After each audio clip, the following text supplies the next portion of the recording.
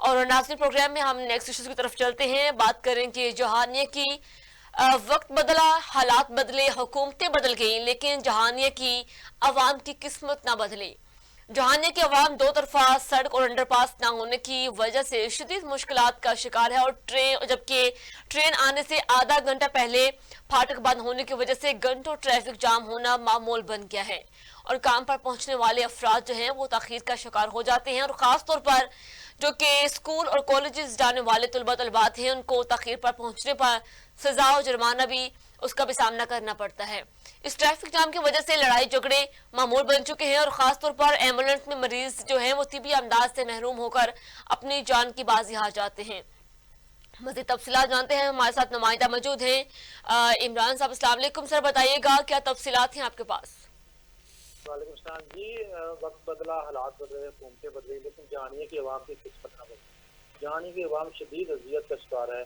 दो तरफा सड़क और अंडर पास और दूसरा कोई मुतबादल रास्ता ना होने की वजह से शदीद मुश्किलात का शिकार है।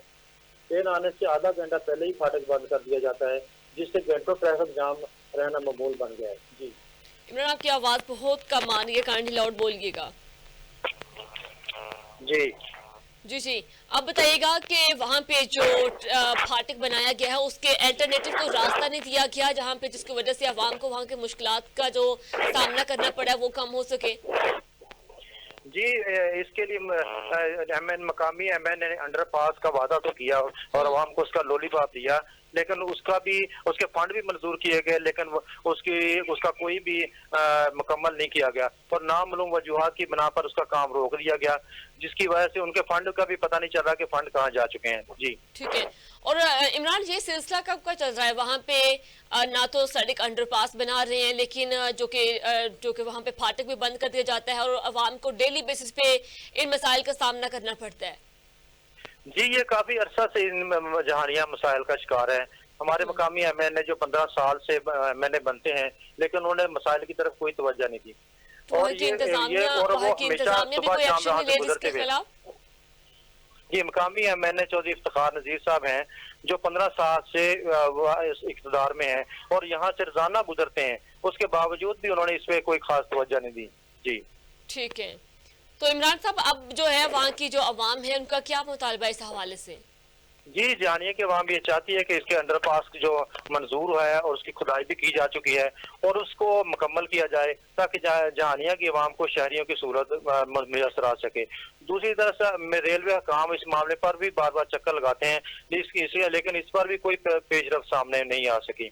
इन मुश्किलात के बावजूद इंतजामिया की कान पर जूं तक नहीं दिखती। काम पर पहुंचने वाले अफराद तखीर का हमेशा शिकार हो जाते हैं। खास तौर पर स्कूल और कॉलेज जाने वाले तलबा तालबात को तखीर पर पहुंचने पर सजा और जुर्माना का सामना करना पड़ता है।